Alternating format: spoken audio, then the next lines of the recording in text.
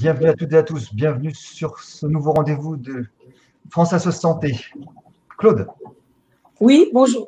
Bonjour tout le monde, bienvenue à nos experts et bienvenue à toutes les personnes qui sont connectées. Merci d'assurer tous les 15 jours le grand succès de ces rencontres. Donc d'abord, je vous rappelle le thème. Le thème aujourd'hui, vous savez que c'est le thème de la vaccination.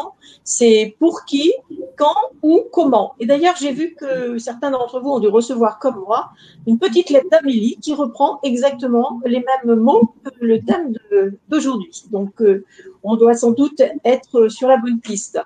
Donc, nous allons recevoir 4 experts. D'abord, le professeur Alain Fischer, que vous connaissez déjà pour bon nombre d'entre vous. Alain, vous êtes professeur en immunologie et président du conseil d'orientation de la stratégie vaccinale anti-Covid-19. Je ne me suis pas trompée? C'est bon. Bien. Bonsoir. Bonsoir. Bernard Célie. Donc, Bernard, c'est la première fois. Bienvenue sur cette plateforme. Bernard, vous êtes responsable de la cellule de crise sanitaire et plus particulièrement de la mission, ce qu'on appelle la mission renfort Covid. Donc, vous êtes… Alors, oui. Voilà, plus modestement, moi, je travaille à la Task Force Vaccin au sein du ministère des Solidarités et de la Santé, auprès de Laetitia Buffet, qui est la pilote de la Task Force interministérielle vaccination anti-Covid. Voilà, merci d'avoir complété. Jean-Pierre Thierry est connu aussi de nos habitués de ces webinaires. Jean-Pierre est conseiller médical de France Asso Santé. Il est par ailleurs médecin de santé publique. Et va arriver là, dans l'instant qui suit, Mylène Ogliastro. Mylène je l'entends parler, c'est ça? Non, pas encore. Professeure de virologie, elle est chercheuse notamment sur les virus. Elle suit la vie des virus et des variants de très près et répondra aussi aux questions sur la vaccination. Et puis, tout à l'heure, nous aurons Jean-Louis Cac. Jean-Louis est professeur de biologie, vous le connaissez, il est déjà venu sur cette plateforme. Il suit et il assure la plateforme qui s'appelle mesvaccins.net et il nous expliquera aussi un petit peu les informations qui sont contenues dans cette plateforme et auxquelles vous pouvez accéder. Notamment, vous êtes toujours très nombreux à nous poser des questions par rapport à vos pathologies et c'est une plateforme sur laquelle vous avez les réponses, savoir si on peut se vacciner, pas se vacciner et qu'est-ce qu'il faudrait faire. Donc, Jean-Louis n'arrivera qu'à 18h30 et il prendra la place de Jean-Pierre sur cet écran. Là, Mylène y arrive. Donc, je vais vous repasser la parole à Frédéric Zemmour. Alors, il y a aussi Frédéric Zemmour. Frédéric, qui est le chef d'orchestre, moi-même, qui suis chargée de l'animation et qui suis vice-présidente de France Asso Santé. Bonjour Mylène. Et en arrière-plan, vous ne la voyez pas, mais il y a Natacha qui assure aussi cette prestation.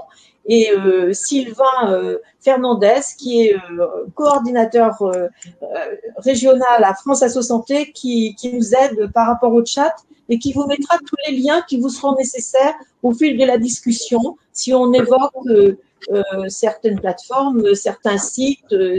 Donc, Sylvain est là, il est présent, il nous regarde, il nous suit. Et puis surtout, nous avons notre président de France Asso Santé qui tout à l'heure saluera tout le monde. Donc, bonjour Mylène, je vous ai présenté déjà, j'ai dit que vous étiez professeure de virologie, chercheuse à l'INRAE de Montpellier, et que vous intéressez particulièrement à la vie des virus et aux variants. D'ailleurs, j'ai vu que vous suivez ça de très très près. Donc, Frédéric, tu as peut-être des informations techniques à donner avant que nous passions la parole à Gérard Raymond, le président de France Asso Santé. Oui, rapidement, pour celles et ceux qui viennent de se connecter, merci de vous mettre sur Google Chrome et d'être connecté en filaire plutôt qu'en Wi-Fi pour avoir une meilleure bande passante. Vous pourrez poser effectivement toutes les questions sur le chat qui seront lues et nous avons notre modérateur Sylvain, effectivement, ce soir qui nous permettra de répondre aux questions et donner les liens nécessaires. Et ce webinaire sera en replay sur la plateforme de France Asso Santé dès demain. Voilà. Voilà, donc bienvenue à Gérard Raymond. Gérard, pour ceux qui ne le connaissent pas, mais tout le monde le connaît, peut-être pas Mylène, mais il est président de France Asso Santé. France Asso Santé qui regroupe 85 associations d'usagers de la santé et 17 délégations régionales. Donc la parole est à Gérard qui nous donne juste un petit mot de bienvenue qui va être très court et après on partira sur les questions. Voilà. Hop, je vais pas lancer, ça va venir. chers amis, au fil des jours et de l'évolution de cette pandémie, nous nous rendons bien compte que seule la vaccination, alliée évidemment à des mesures de sécurité individuelle et collective, pourront nous faire retrouver une vie sociale normale. Nous avons réclamé une stratégie et une logistique claire, s'appuyant sur la mobilisation de tous les acteurs sanitaires et politiques territoriaux. Il semble que nous soyons entendus. Enfin, après les médecins, les pharmaciens, les infirmiers libéraux et autres professionnels de santé, il appartient de la rendre compréhensible pour nous tous. Toutefois, reste un point essentiel. Ce sont les vaccins. Après la pénurie, maintenant la répartition par catégorie de population, puis surtout, l'arrivée en outil massif au cours de ce mois d'avril de nouveaux vaccins. Et je voudrais remercier nos experts qui vont nous éclairer, voire nous rassurer, afin qu'en avril, nous ne perdions pas le fil. Bon webinaire. À bientôt.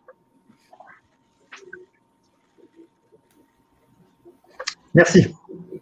Merci beaucoup, Gérard. En attendant que les réponses commencent à être triées, regroupées, qu'elles nous soient transmises par Frédéric, je vais d'abord poser une question. Mylène, vous n'êtes pas habituée à notre plateforme, mais tout le monde peut répondre à chaque question. Mais en principe, il y a un premier, évidemment, mais elle est pour tout le monde. Je vais proposer la question au professeur Alain Fischer. Alain, peut-on choisir son vaccin aujourd'hui, Alain ? C'est un peu une drôle de question. Eh oui. Mais pourquoi pas. En gros, la réponse est non. Même s'il y a des populations pour lesquelles les deux classes de vaccins disponibles actuellement, c'est-à-dire les vaccins ARN et les vaccins à vecteurs adénoviraux, sont utilisables. Je pense aux personnes âgées de plus de 55 ans. Mais de facto, les types de vaccins ne sont pas administrés dans les mêmes lieux. Donc, les modalités de vaccination diffèrent. Et de ce fait, face à un interlocuteur, médecin, infirmier, pharmacien, on ne choisit pas.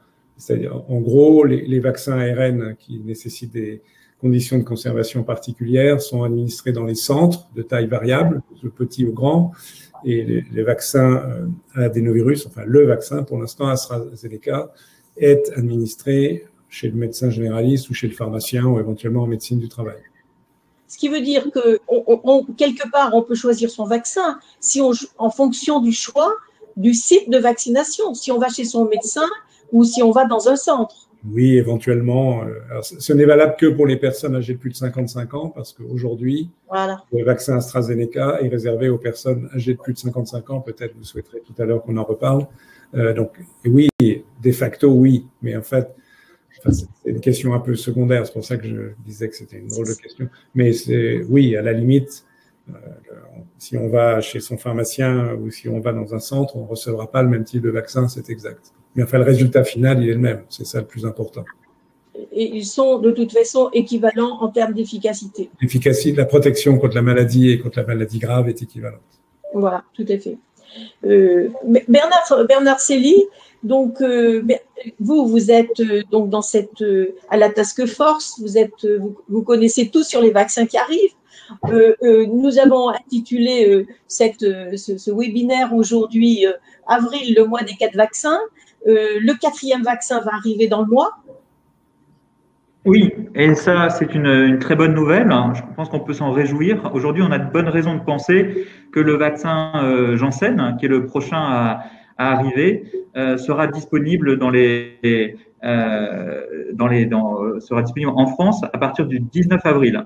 Donc, les premières livraisons en plus que nous allons recevoir, avec une particularité qui est forte tout de même, c'est que le vaccin Janssen ne nécessite qu'une seule injection. Dès lors, si on veut comparer les vaccins entre eux, quand on reçoit 500 000 doses quand on reçoit 500 000 doses de Janssen, c'est l'équivalent de 1 million de doses d'autres vaccins qui nécessitent 2 injections. Donc oui, le mois d'avril sera le mois des 4 vaccins disponibles, si évidemment tout se passe bien et si les laboratoires respectent leurs engagements. Et où est-ce qu'on va le trouver, ce 4e vaccin? Chez son médecin, chez son pharmacien? Dans les centres? Alors, tous les arbitrages n'ont pas encore été rendus sur le vaccin Janssen, mais l'objectif, c'est plutôt de réserver ce vaccin à la ville, comme on le fait avec AstraZeneca, parce que c'est un vaccin qui présente des caractéristiques que les experts estiment plus appropriées à la ville. Il est un peu plus simple de manipulation en termes logistiques que les vaccins ARN messagers. Et donc, c'est un vaccin qu'on fléchera dans le circuit ville, comme on le fait pour Astra. Et donc, ce seront les pharmaciens, les médecins, les infirmiers qui pourront vacciner avec le vaccin Janssen. Frédéric, tu voulais la parole? Oui, je voyais le professeur Fischer deviner au propos. Donc, je voulais savoir si… C'est un petit commentaire qui n'engage que moi. Je précise avant de prendre la parole. Concernant le vaccin Janssen qui a démontré son efficacité, et ça sera un 4e pilier important de la vaccination, je ne suis pas 100% sûr qu'in fine, les gens ne recevront qu'une seule dose. D'une part, pour des arguments théoriques, parce que ce vaccin est très semblable, enfin, il y a forcément des petites différences, mais très semblable au vaccin AstraZeneca, et d'ailleurs au vaccin russe, par ailleurs, Sputnik, mais qui n'est pas d'actualité, et qu'il y a toutes les raisons de penser, mais on attend les résultats de cette étude-là, que 2 injections feront mieux qu'une. De la même façon que 2 injections d'AstraZeneca feront mieux qu'une. Donc, on va commencer par faire une dose, mais il y a une étude du laboratoire qui est en cours, qui ne devrait pas tarder d'ailleurs à être terminée, où ils auront injecté 2 doses à 56 jours d'écart dans 8 semaines. Et je serais quand même extraordinairement surpris que ce vaccin se distingue des autres, c'est-à-dire qu'il n'y ait pas un plus à la seconde dose. Donc, mon pari, mais ça n'engage que moi, c'est qu'in fine, quand on en sera au mois de juin, un peu plus tard, c'est qu'in fine, les sujets qui auront reçu une première dose de Janssen, finalement, recevront 2 doses. Et si je me suis trompé, je ferai amende honorable. Mylène, vous voulez rajouter quelque chose? Oui, je donne ligne aussi. Je suis complètement de l'avis d'Alain Fischer. Étant donné la similarité des vaccins avec AstraZeneca et éventuellement Sputnik, effectivement, donc des vecteurs virales, je serais étonnée qu'on en reste qu'à une dose, en tout cas que la 2e dose n'apporte pas un complément important. Donc en fait, je ne fais que répéter ce qui vient d'être dit. Voilà, et je suis d'accord. Une question pour le moment, en tout cas, c'est un vaccin qui, dans son autorisation de mise sur le marché, prévoit une dose. Et donc, effectivement, après, on verra. Les scientifiques nous diront comment on fait évoluer la campagne sur ce vaccin. Et bien entendu, on suivra les recommandations de nos éminents experts qui nous conseillent. Est-ce que vous pouvez nous dire comment on l'appelle ce vaccin? Parce qu'on dit Janssen, Johnson, Johnson, il faut dire à tout le monde là, ce qui nous écoute, que c'est le même vaccin. Oui. Donc on va dire Janssen, on va dire Johnson, Johnson, on va dire Janssen, Johnson, Johnson. Le nom on peut dire J, on dit J, et c'est comme ça, tout est clair. 3J. Les 3J. Ah ben voilà. Bon, ben voilà une information. Donc voilà. Évidemment, c'est un sujet de préoccupation très fort des personnes qui ont reçu une première dose AstraZeneca et qui, dans la mesure où elles ont moins de 55 ans, ne pourront pas, ou en tout cas pas automatiquement recevoir une 2e dose. Donc sur ce sujet-là, la Direction générale de la santé a saisi la Haute Autorité de santé pour recueillir son avis. Elle-même consulte ses partenaires européens pour avoir une approche harmonisée sur le sujet et attend un avis du Comité européen de pharmacovigilance qui rendra un avis au début du mois d'avril, la semaine prochaine a priori. Donc on aura une réponse de la Haute Autorité de santé sur cette 2e dose pour les moins de 55 ans qui ont reçu une première dose à cet horizon-là. Je veux bien.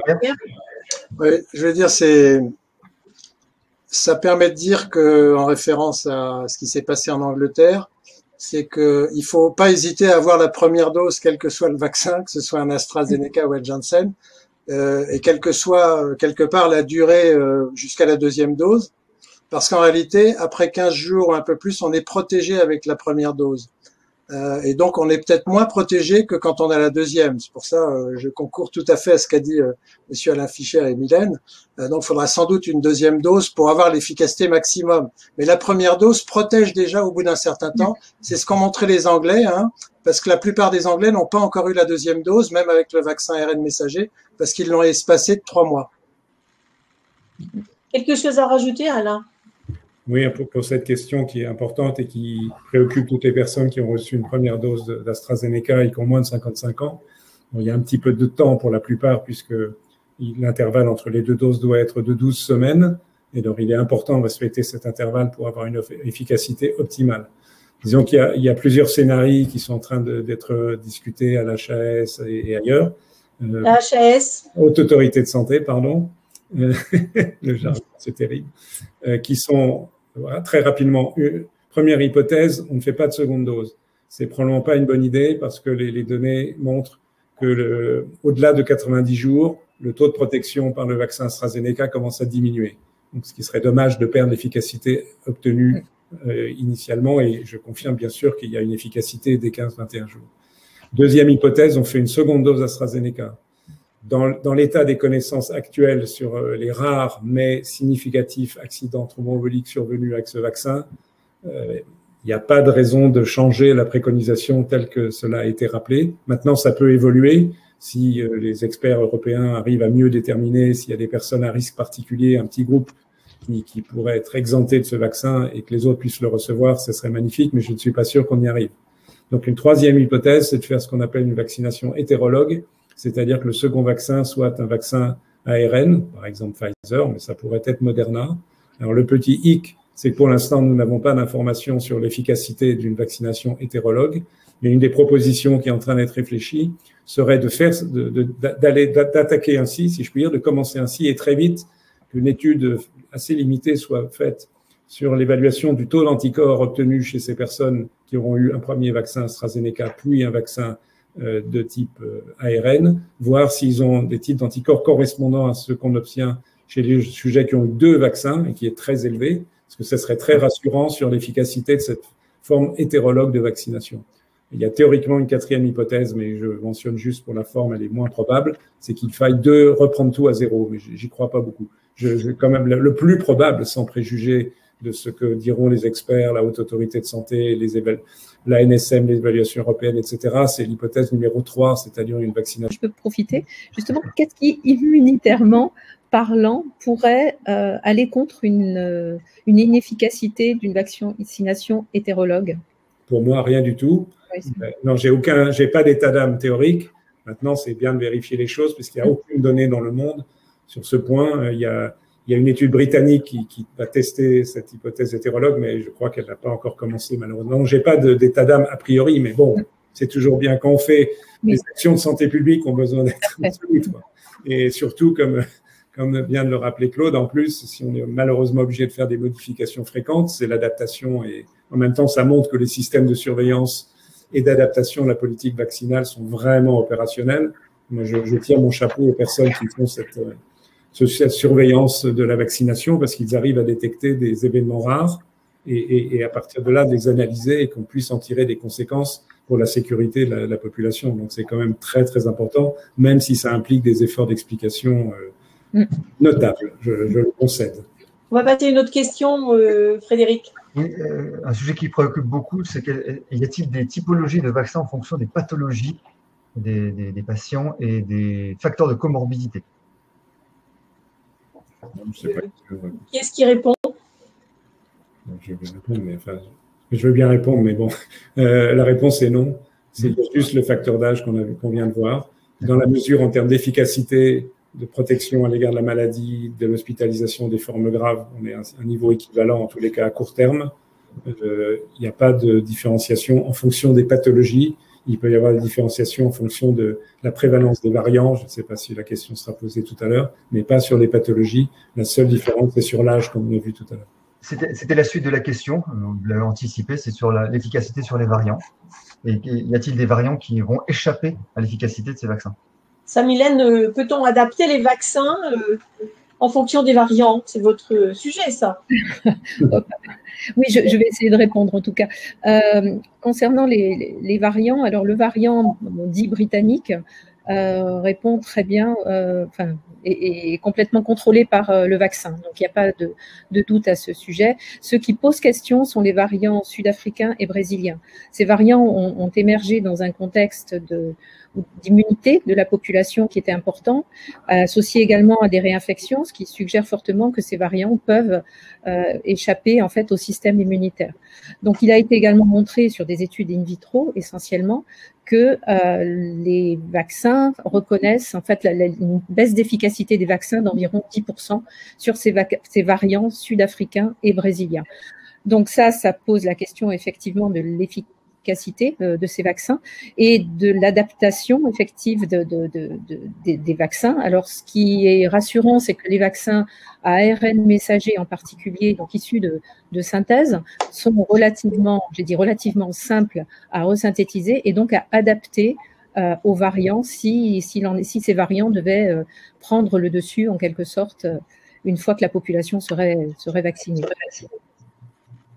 Est-ce qu'il y a peut-être une question là, Frédéric? Oui, professeur Fischer.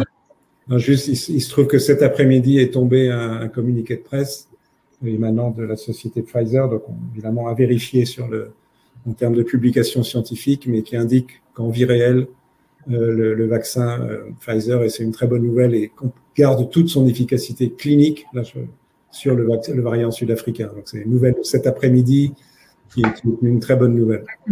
Voilà déjà deux bonnes nouvelles. La troisième bonne, je pense que c'est Bernard Célie qui va nous dire combien de millions de vaccins vont arriver cette semaine.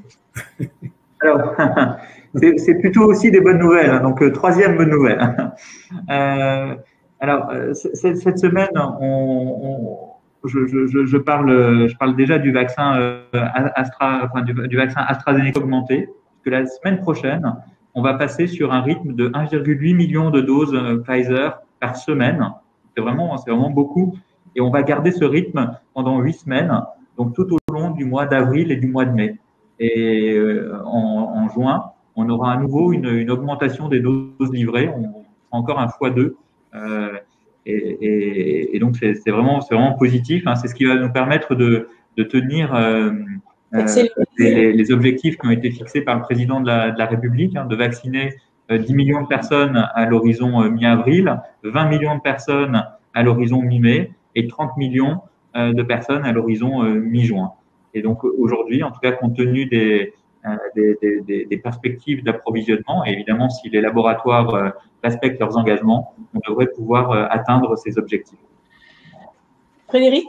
Oui, est-ce que le délai de 3 à 6 mois après avoir contracté la Covid est toujours d'actualité pour être vacciné, quelque vaccin que ce soit? Est-ce que c'est toujours d'actualité? Oui.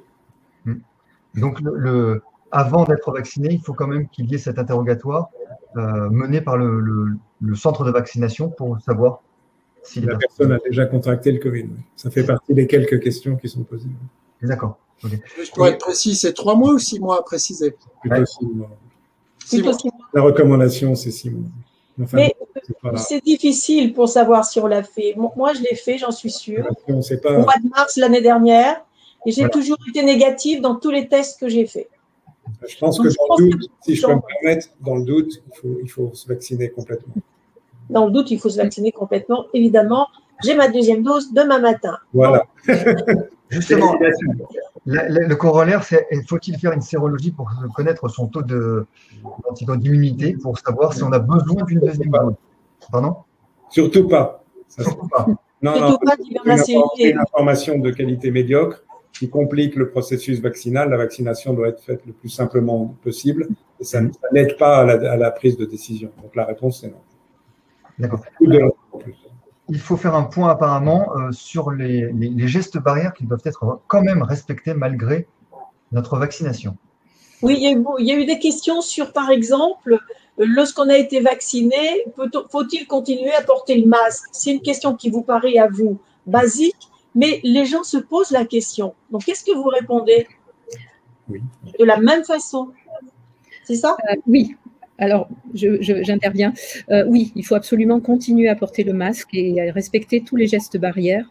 Alors, à cela, 2 raisons. Le virus circule énormément en ce moment en France et continuer en parallèle, en développant la vaccination, à continuer à laisser circuler ce virus de manière importante peut amener aussi des conditions qui peuvent favoriser l'émergence de variants. C'est-à-dire que plus le virus circule, plus il acquiert, il se diversifie. Et dans ce contexte-là, dans une population qui serait partiellement vaccinée, pourrait favoriser en tout cas le risque d'émergence de variants. Alors, oui, et de fait, les recommandations du gouvernement sont complètement alignées avec ce que disent les scientifiques, hein, qui vient d'être rappelé.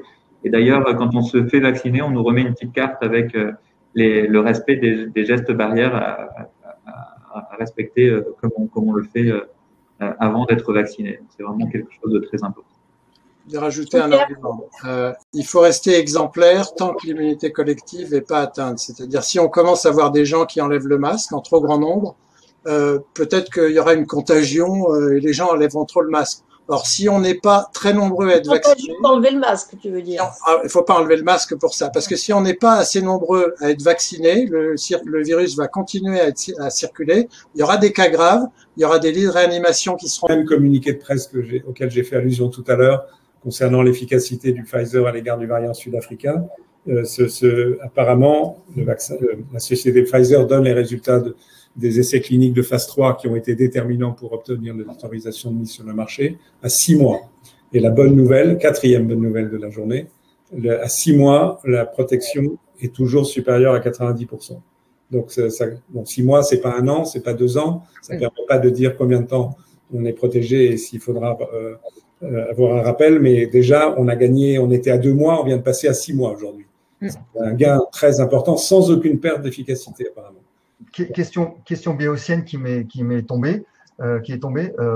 Comment savoir si on a l'immunité si les tests de sérologie ne fonctionnent pas? Ce que vous avez dit.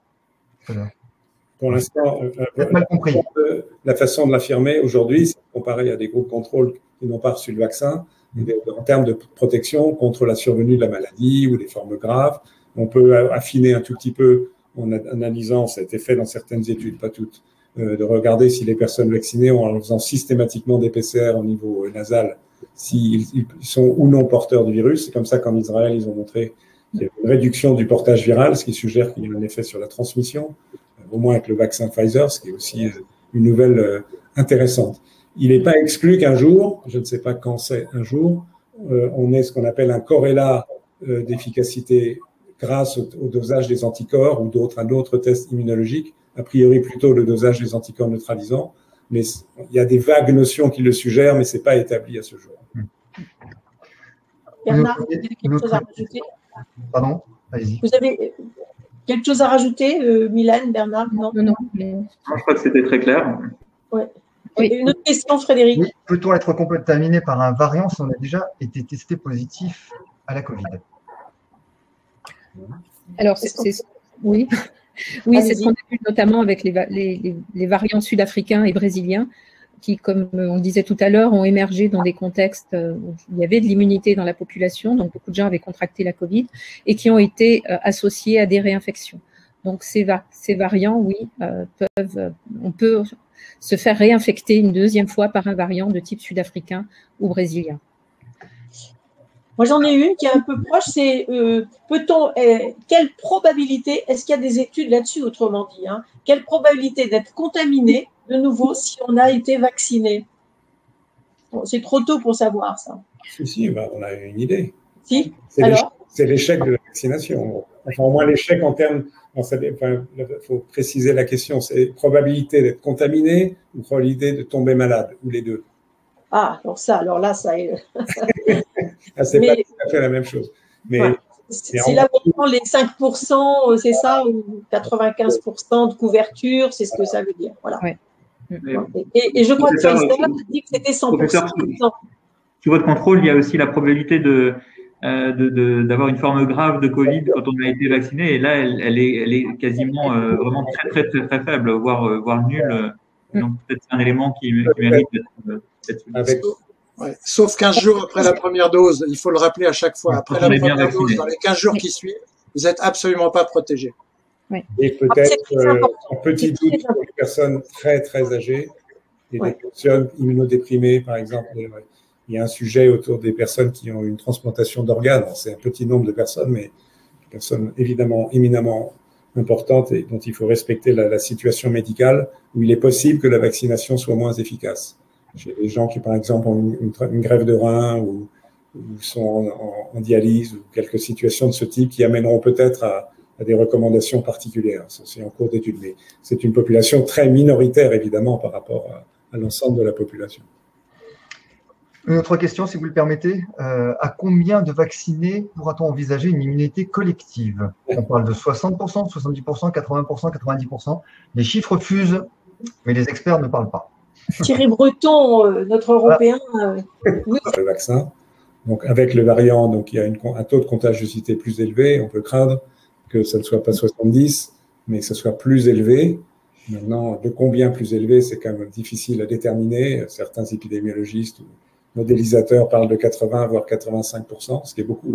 On va arriver à vacciner tout ce monde, mais la question est ouverte, mais ce sera plus que les 60-70. Alors après, il faut tenir compte de la protection assurée par l'infection naturelle, qui s'ajoute à la protection assurée par la vaccination, à la réserve près évoquée il y a un instant, des échecs de l'immunité naturelle contre les variants type sud-africain ou brésilien. Et quand on dit 70%, on met les enfants dedans? Parce qu'on dit qu'il faudra bientôt vacciner les jeunes aussi. Mère Marcélie, je pense que vous suivez ça de près, savoir à quel moment on pourra vacciner les jeunes. Alors effectivement, alors pour l'instant, je précise quand même qu'il n'y a pas d'autorisation de mise sur le marché sur les vaccins existants pour les enfants. Mais évidemment, on réfléchit à ces questions, enfin avec les experts évidemment, pour voir quand et dans quelles conditions il faudra vacciner les enfants et avec quel vaccin. Puis, il y a des études cliniques qui commencent à être menées. Notamment Pfizer a commencé des études. Alors, c'est des préadolescents, c'est sur des 11-15 ans de mémoire, 12-15 ans. Donc, il commence à y avoir des résultats d'essais cliniques sur les enfants. Mais à ce stade, en tout cas, il n'y a pas de prise de position des autorités sanitaires sur la question. Mais peut-être que les experts peuvent nous en dire plus sur ces sujets. Oui, parce que pour calculer à quel moment on sera vacciné, s'il faut 70% de vaccinés, il faut savoir quelles tranches d'âge sont dans ces 70%. Là, on ne sait plus trop, quoi. C'est compliqué. Jean-Pierre, médecin de santé publique, peut-être. Monsieur Fischer, plutôt. Il est en train de calculer. Voilà. Non, je calcule pas. Moi, j'ai une autre remarque sur l'immunité collective pour plus tard. Alors, allez-y, Alain. Encore une fois, dans un contexte de circulation de virus plus contagieux, la question est posée. Il y a les collègues de Pasteur ont commencé à modéliser cette question, Simon Cochemet spécifiquement, et ils montrent qu'il y aurait probablement un intérêt à vacciner les enfants, même si les enfants ne sont pas les plus transmetteurs, on sait qu'ils transmettent. Il y a une fraction de la transmission, de la circulation du virus qui est liée aux enfants, même si elle est très inférieure à celle de la population, disons, jeune active, les 20-40, qui sont les plus grands transmetteurs, mais il y a quand même une contribution des enfants. Donc, il y a des modèles, mais on en est au stade de modèle, qui incitent à la vaccination des enfants. Peut-être pour compléter, les données en Angleterre ont montré, justement, où ils ont fait des études d'incidence dans toutes les tranches d'âge, ont montré qu'effectivement, il y avait une circulation virale très active chez les jeunes, la tranche notamment 9-19, et la tranche 20-49, donc typiquement des chaînes de transmission actives enfants, famille, famille-enfant, qui suggèrent qu'effectivement les enfants transmettent également, sont infectés et transmettent également le virus. Oui, parce qu'on entend, tout le monde entend, tout notre public l'entend comme moi-même et vous-même, qu'il y a ce débat de savoir, finalement, les enfants, ils transmettent ou ils transmettent pas, ils transmettent plus, ils transmettent moins. En ce moment, on en discute beaucoup par rapport justement à la fermeture des écoles. Et on en est où? On sait quoi au fond? Qu'est-ce qu'on sait aujourd'hui? On parle de connaissances, pas du tout d'opinion, là. Alain? Ouais, les données ne sont pas complètement cohérentes. Donc, c'est ce qui rend difficile les choses, c'est qu'il y a maintenant beaucoup d'études publiées depuis plusieurs mois sur la contagiosité des enfants et le taux d'infection des enfants. Il faut faire attention parce qu'évidemment, il faut l'analyser en fonction des variants et la situation que le variant britannique est moins favorable, c'est clair. Néanmoins, disons, une tentative de synthèse discutable, puisqu'à nouveau, il y a des données qui ne vont pas tout à fait dans le même sens, mais suggère que les enfants sont, comme cela a été très bien dit, peuvent être infectés. Alors après, il y a la discussion autour des écoles qui en découle, mais qui est quand même sur un autre plan, parce que ça appelle à d'autres considérations sur le rôle de l'école, bien sûr. Oui. Jean-Pierre, tu voulais dire quelque chose sur l'immunité? Oui. Alors, je veux dire, si on voit la télé en Angleterre et à Londres, puis notre auditoire l'a vu, donc ils ont eu 0 décès liés au Covid et ils commencent à reprendre une vie normale. Donc, je dirais, ils sont à 50% de la population qui a eu la première dose, beaucoup moins la deuxième, mais ils vont l'avoir parce qu'ils ont un peu décalé, en tout cas sur les vaccins ARN. Mais ça veut dire que donc on pourrait éventuellement relâcher ou commencer à vivre normalement quand plus personne ou presque plus personne ferait des formes graves en fin de compte et viendrait dans les hôpitaux. Donc, alors je ne sais pas si c'est 50% plus 15% d'immunité naturelle. Et pour terminer sur les enfants, mais moi ce que j'ai compris aussi, c'est qu'on regarde la vaccination des enfants parce que quand les jeunes seront les derniers à pas être vaccinés, il y a toujours la possibilité qu'un variant se spécialise pour eux. Et donc, si les vaccins sont tellement efficaces et tellement bien supportés, ça serait dommage de ne pas les protéger. Et ensuite, je crois qu'en France, depuis le début de l'épidémie, il y a eu environ 400 syndromes inflammatoires avec hospitalisation d'enfants. Donc, si on a un vaccin extraordinairement efficace, très bien toléré, pourquoi s'en passer, à la fois pour cette raison-là et pour éviter qu'un variant de sélection arrive dans cette population. Oui, c'est pas pour tout de suite, hein, je pense, mais il faut y penser.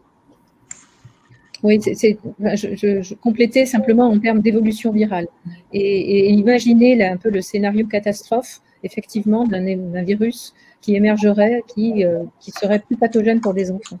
Je vous laisse, Jean-Louis arrive. Voilà. C'est un risque.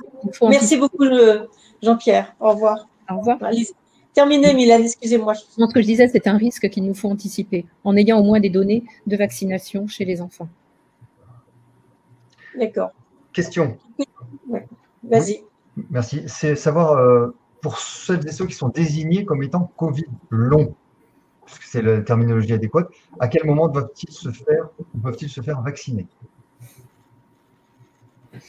Je vais donner des questions, hein, mais c'est parce qu'à ma connaissance, il n'y a pas de données précises qui indiquent est-ce que si on a un Covid long et qu'on est vacciné, est-ce que ça peut déclencher un phénomène qui pourrait accentuer le Covid long? Ça n'a pas, à ma connaissance, été signalé aujourd'hui.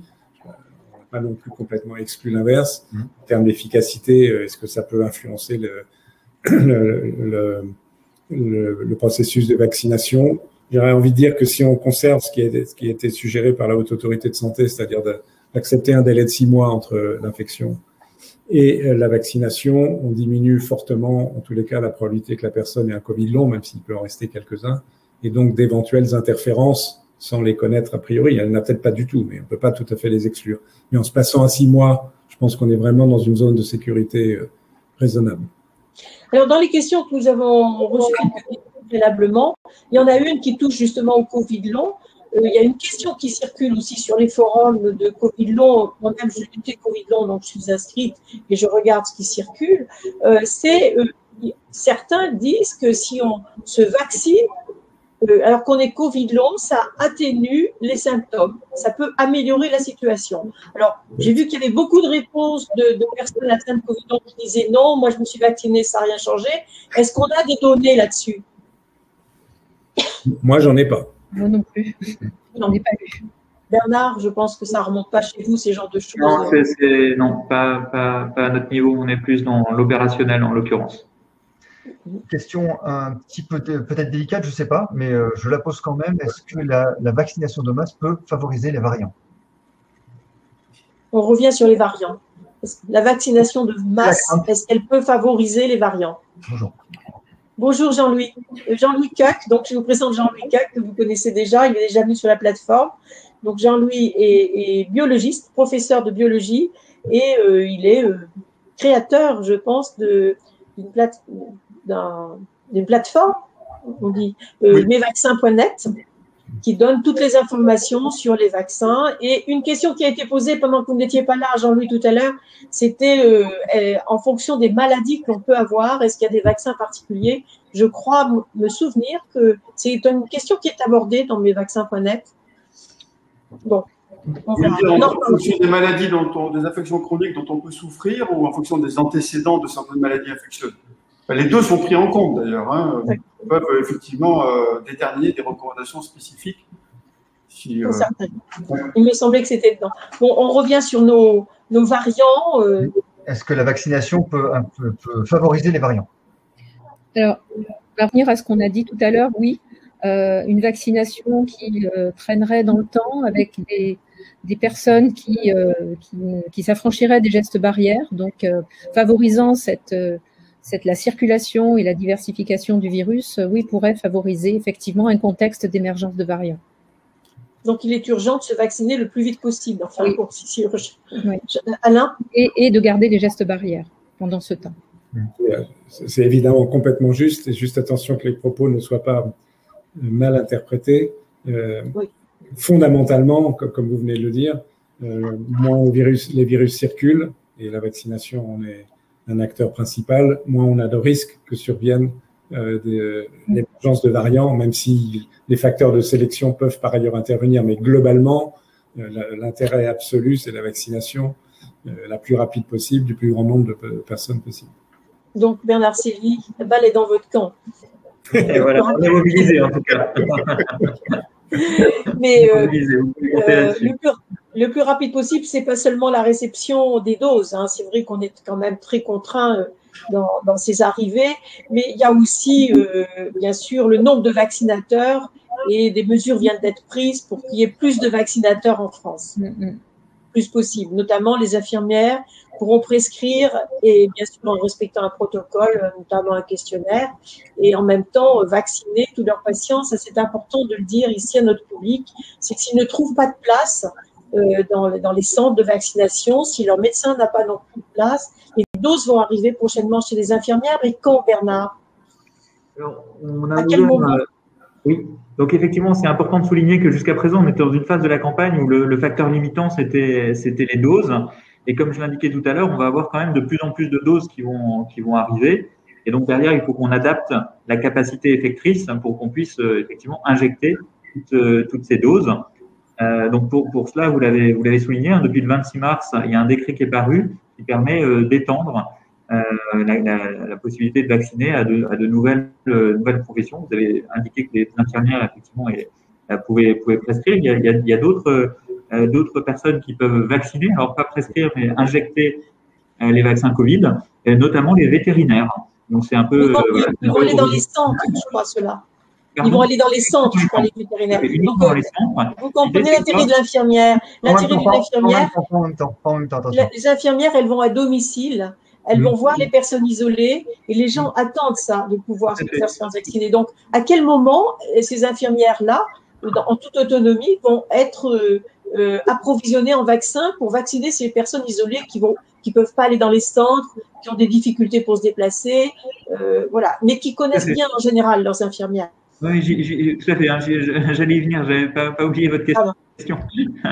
Et donc effectivement, les infirmières pour la première fois, elles ont été en mesure de commander des vaccins entre lundi et hier soir. Donc en ce début de semaine, elles ont pu commander des vaccins. Alors pour l'instant, c'était des vaccins AstraZeneca. Et puis le stock disponible était relativement limité, donc c'était un flacon seulement par infirmière qui voulait vacciner.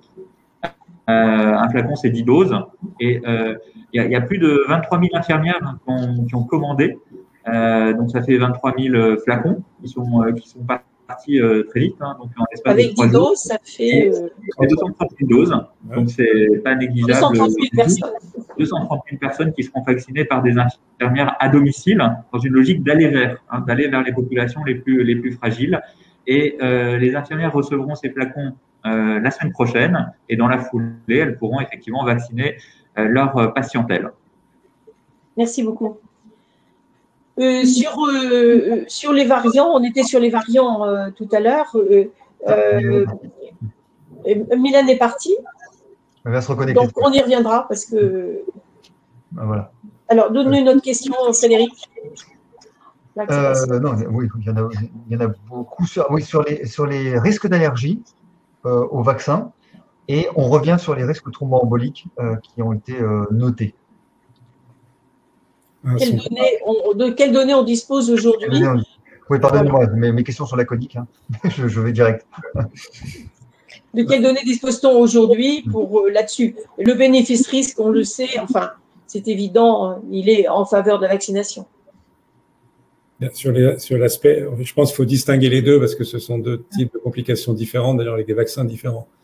En ce qui concerne l'allergie, c'est pas une vraie allergie, mais une intolérance sous forme de choc anaphylactique qui surviennent exceptionnellement, disons, un ordre de grandeur de 1 personne sur 100 000, avec les vaccins ARN, qui sont probablement liés à un constituant particulier de ces vaccins, mais ça survient chez des gens qui ont, dans l'immense majorité des cas, déjà fait des accidents de ce type avec une intolérance avec d'autres produits et qui ont sur eux des stylos injecteurs d'adrénaline, parce que c'est le traitement de cette complication. C'est ça qui justifie le quart d'heure de surveillance après injection d'un vaccin ARN. C'est absolument exceptionnel et c'est pas lié aux allergies classiques, c'est-à-dire que le fait d'être asthmatique, avoir un eczéma ou un autre type d'allergie n'est en rien une contre-indication à recevoir un vaccin ARN. C'est très important de le signaler. Cet événement existe, il est extrêmement rare. L'interrogatoire détecte la plupart des cas, et heureusement, les quelques cas où c'est arrivé, que ce soit en France ou à l'étranger, ont été traités efficacement par injection d'adrénaline. Donc voilà pour le premier aspect. Une question aussi qui est revenue, en attendant de se faire vacciner, y a-t-il des traitements efficaces de prévention? On parle de vitamine D, on parle de zinc, on parle d'ivermectine. Alors, on va rester sur les vaccins quand même. Parce que... Juste en attendant. Voilà. D'accord. Par contre, on n'a pas répondu sur le... on n'a pas répondu, voilà. Sur les risques... Ah, pardon, oui. Alors, enfin, moi, je veux bien dire un mot. Oui. Ouais, je ne suis pas médecin, donc... Il y a, disons, une alerte il y a maintenant une quinzaine de jours, venant tout premier lieu d'Autriche, puis de Norvège, puis surtout d'Allemagne, où ils ont constaté un plus grand nombre de cas, de survenue d'un syndrome un peu particulier, qui sont des thromboses veineuses profondes, c'est-à-dire des caillots qui se forment dans les veines, surtout au niveau du cerveau, mais aussi dans intra-abdominal. Et ce sont des thromboses qui se distinguent de thromboses beaucoup plus fréquentes, on appelle les phlébites, et puis les embolies pulmonaires qui existent dans la population et qui provient en dehors de la vaccination, et il n'y a pas plus de ces complications-là chez les sujets vaccinés. Par contre, la toute première, celle dont je parlais à l'instant, est peut-être un peu plus fréquente avec le vaccin AstraZeneca.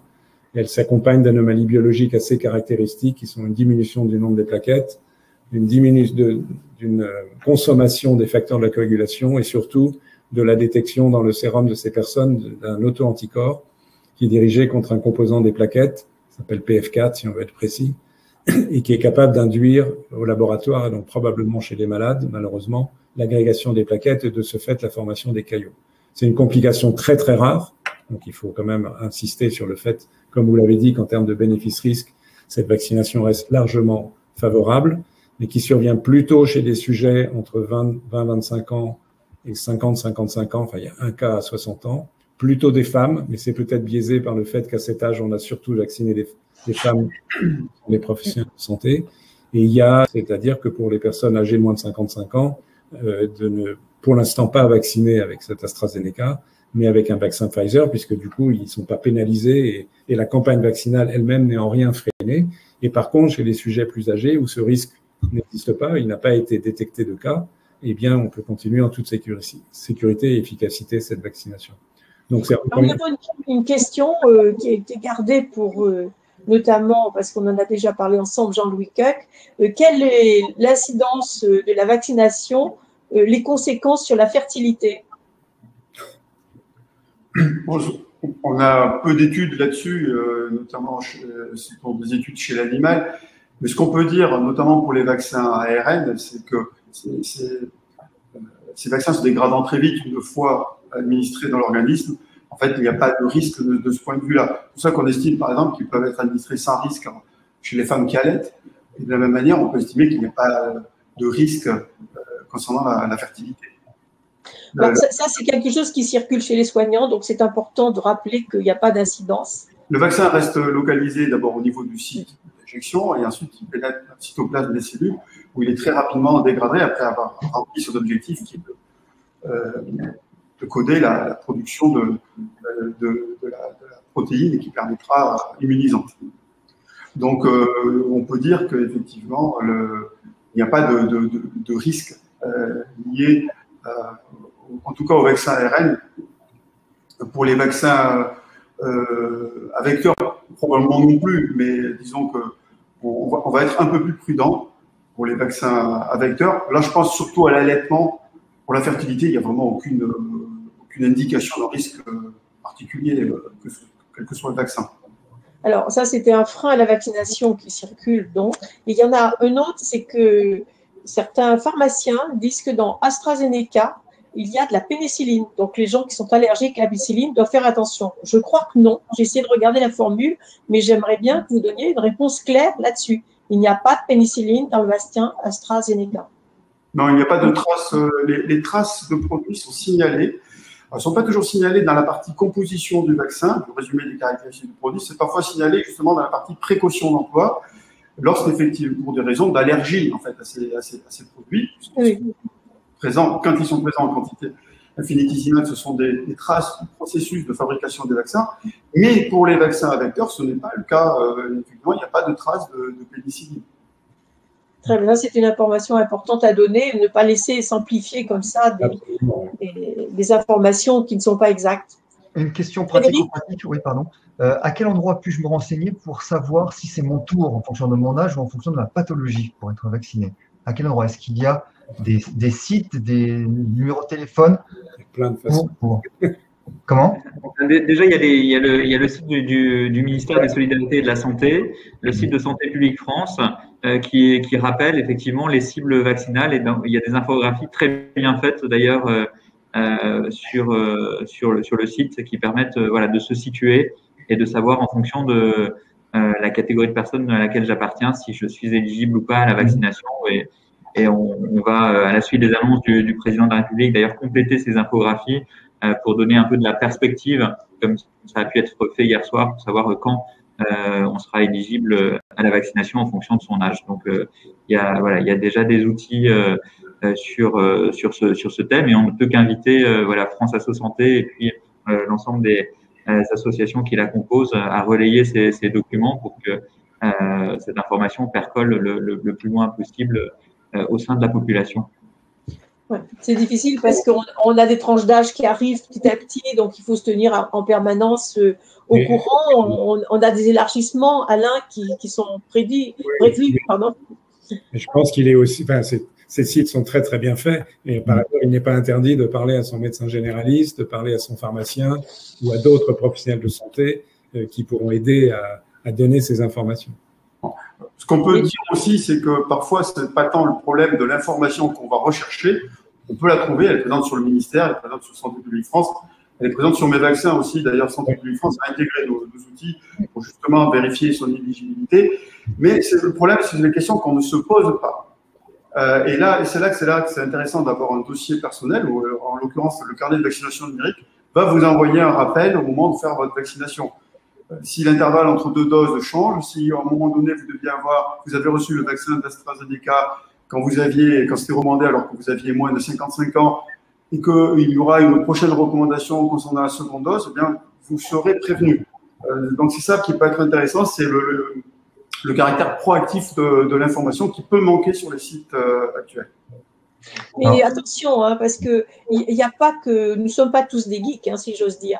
Ça veut dire qu'il y a des gens qui vont pas sur Internet, qui ne peuvent pas aller sur Internet. Donc, comment, bien sûr, il y a une réponse qui a été donnée et qui s'adresse à leur médecin traitant.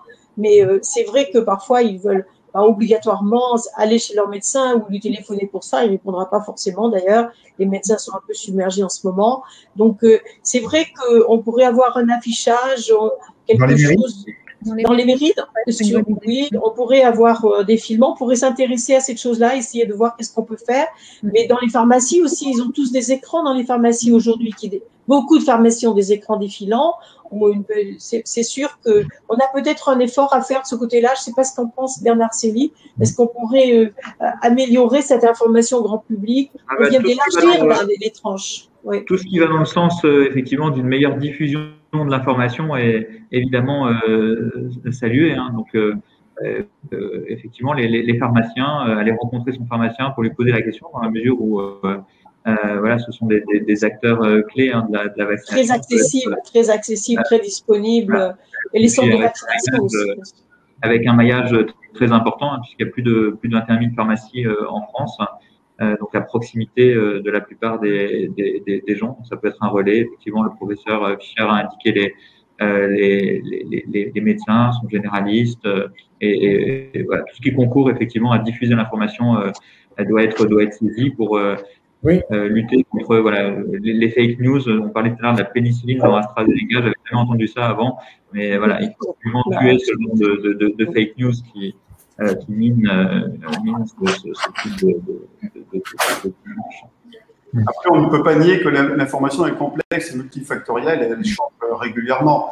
Bon, par exemple, les recommandations ont changé 4 fois. L'AML, c'était à partir de 18 ans. 3 jours plus tard, c'était jusqu'à 65 ans. Après, c'était à tout âge. Après, c'était après 55 ans. C'est normal, ça évolue. Seulement, c'est quand même pas évident de résoudre ça avec des affichages dans les pharmacies. Et les pharmaciens eux-mêmes et les médecins eux-mêmes ont besoin d'être informés et d'avoir cette information en temps réel et personnalisée à propos de leurs patients. C'est là qu'on a besoin, je pense, d'outils complémentaires. C'est là qu'il y a une certaine complexité et souvent, quand on ne sait pas, dans le doute, on hésite. Donc, l'idée, c'est d'arriver à lever le doute en donnant une information claire, adaptée à un individu, que chacun puisse avoir une bonne représentation du rapport bénéfice-risque de la vaccination dans son contexte à soi. Ça ne peut pas être des informations générales. C'est très bien les informations générales, mais souvent, ce n'est pas suffisant. Mais en plus, ça devient compliqué puisque les vaccins eux-mêmes changent parfois de nom. On a vu qu'AstraZeneca a pris un nouveau nom commercial. Et de toute façon, les noms commerciaux, ils sont imprononçables. Donc, question aussi pratique dans la continuité. Est-ce que la caisse primaire va se mettre en contact avec les plus de 75 ans non vaccinés? C'est parti. Donc, il y a toute une démarche qu'on appelle d'aller vers qui est en cours, pilotée effectivement par la Caisse nationale d'assurance maladie pour aller toucher les personnes les plus fragiles, les plus éloignées du système de santé, en tout cas ceux qui aujourd'hui ne se sont pas fait vacciner. Donc, par divers biais, déjà l'envoi d'un SMS pour les personnes qui ont un téléphone mobile et dont on connaît le numéro, qui peuvent rappeler un numéro, et puis des campagnes d'appels téléphoniques vers ces personnes pour leur proposer un rendez-vous en centre de vaccination. Donc ça, c'est quelque chose d'important. C'est vraiment corrélé à l'extension des cibles. Quand on a ouvert samedi aux plus de 70 ans, donc on ouvre de nouvelles cibles. Donc il y a des nouvelles personnes qui vont pouvoir se faire vacciner. Mais derrière, il ne faut pas oublier les personnes les plus fragiles ou les moins réactives dans les cibles déjà ouvertes. D'où ces campagnes d'aller vers pour accompagner ces personnes. Jean Prénard, on va profiter de votre présence là parce que c'est très difficile de vous avoir, mais tout le monde d'ailleurs. Vous venez de dire quelque chose d'important. Samedi, vous avez ouvert aux plus de 70 ans. Et à quand les plus de 60 ans et les plus de 50 ans ou les moins de 50 ans? Alors, c'est ce que j'indiquais tout à l'heure en introduction. Les plus de 60 ans seront éligibles à la vaccination à compter de la mi-avril. Ensuite, plus de 50 ans à compter de la mi-mai.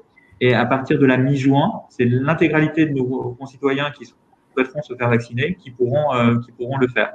Donc tout ça est lié aux cibles également qui ont été rappelées aussi. 10 millions de vaccinés mi-avril, 20 millions mi-mai, 30 millions mi-juin. Donc une fois quand on atteint ces seuils, on peut ouvrir à des catégories de population plus jeunes.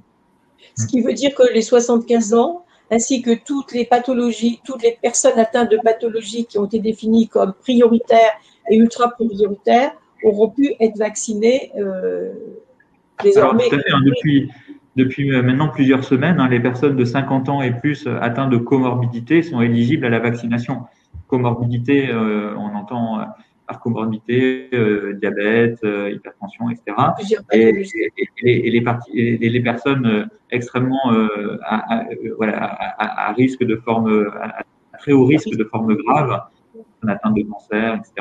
Elles aussi sont éligibles depuis le tout début de la campagne.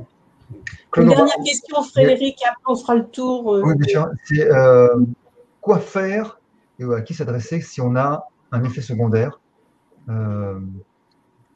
suite à la vaccination, qui pourrait être considéré comme un effet secondaire. Il faut déjà voir son médecin. La question est assez générale, donc ça complique un peu les choses. Parce que c'est pas la même chose d'avoir 38 degrés, une fièvre à 38, 24 heures après le vaccin. C'est assez banal et un comprimé de paracétamol fera l'affaire. Et ça, c'est relativement courant.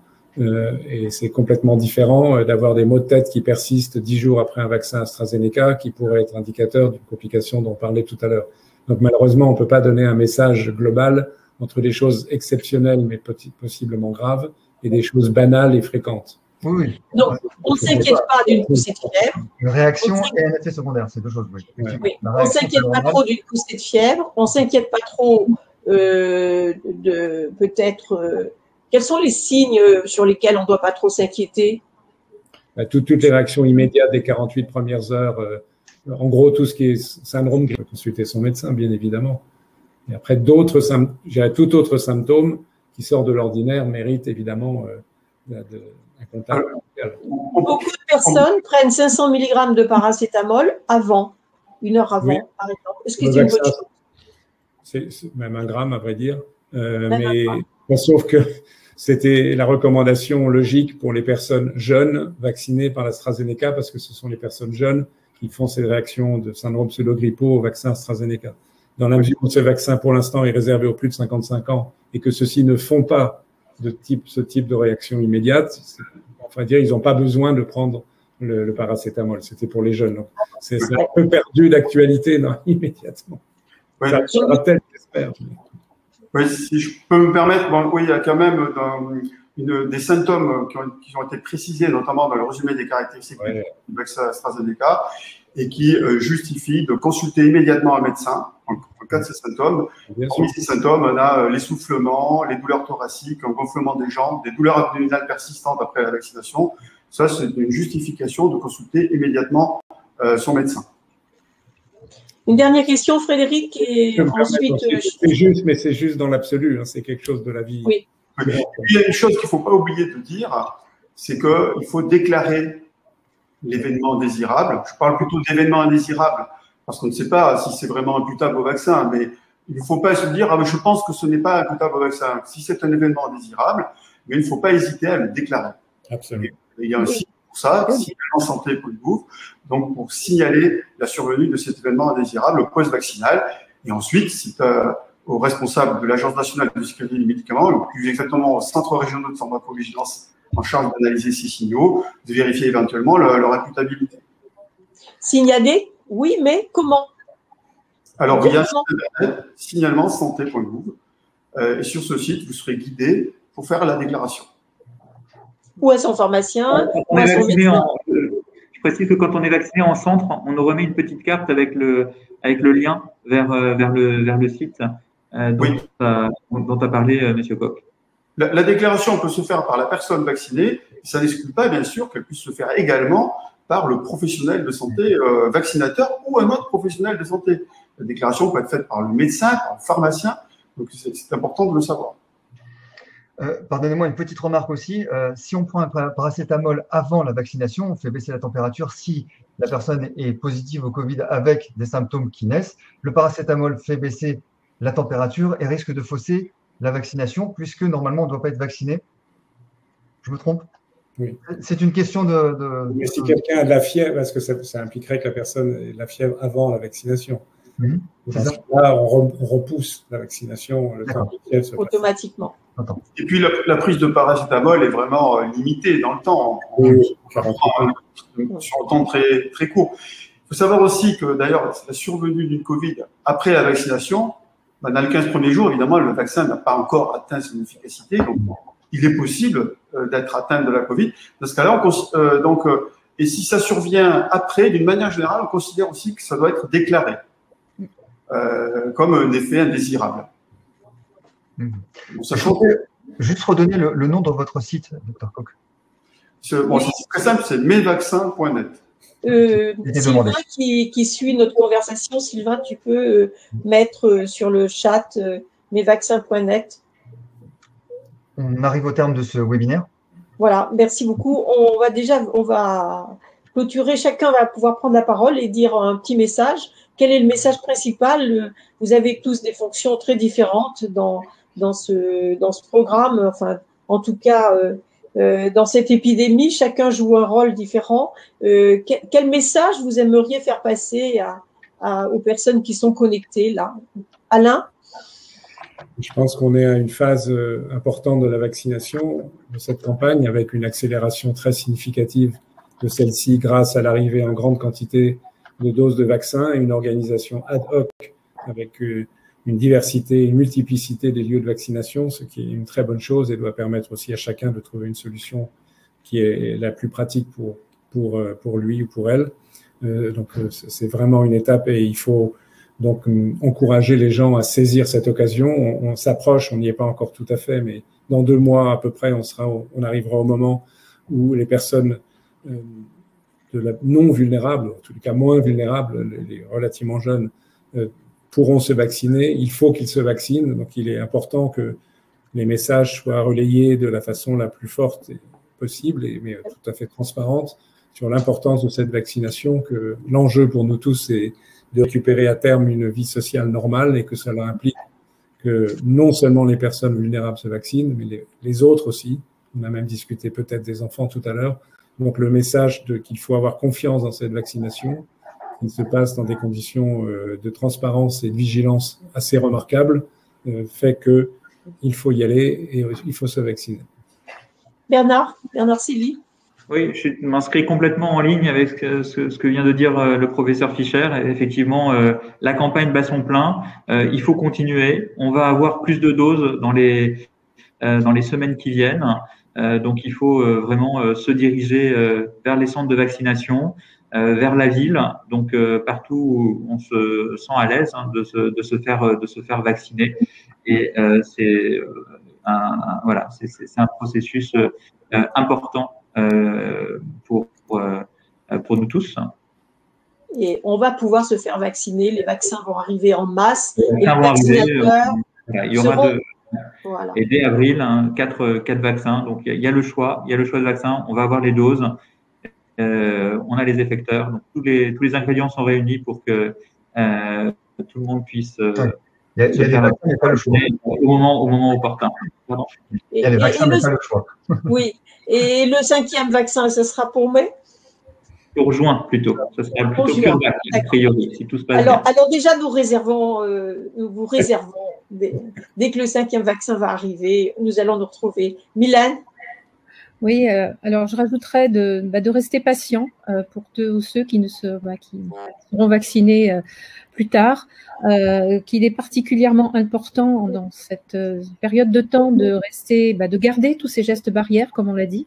Une personne infectée, c'est des milliards de particules virales, toutes un petit peu différentes, et c'est cette diversité-là qui peut potentiellement faire émerger les variants. Donc vraiment, particulièrement maintenant, je dirais, alors que se développe la vaccination, de rester vigilant et de garder masque et gestes barrières pour limiter la circulation du virus. Ça, c'est plus vrai que jamais.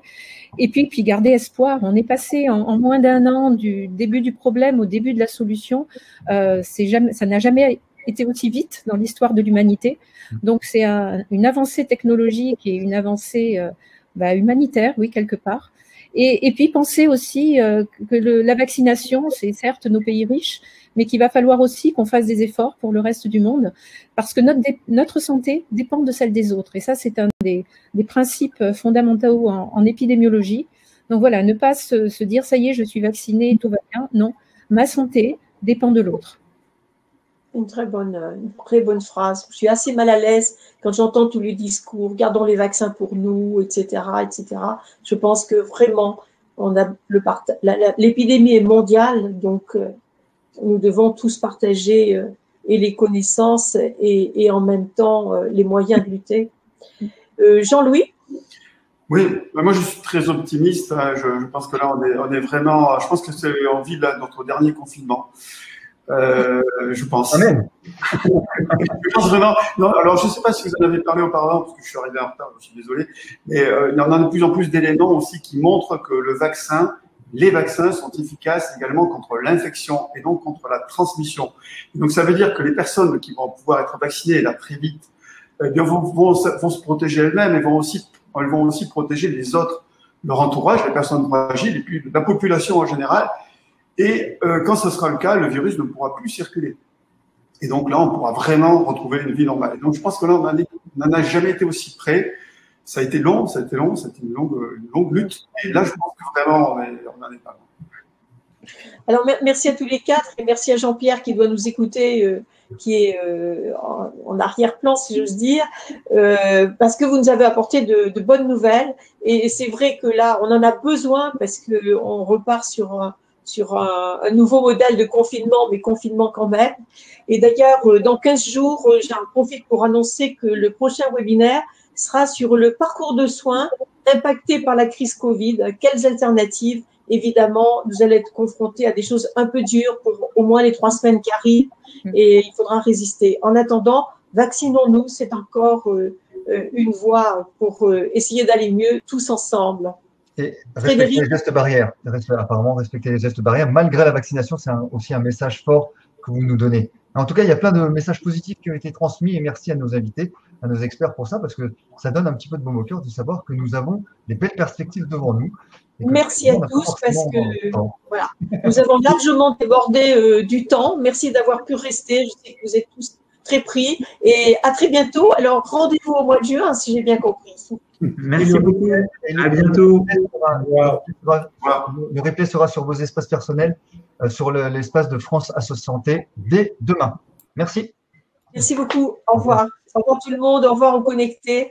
Et merci d'avoir contribué à ce succès et merci pour vos questions. Au revoir. Merci, au revoir.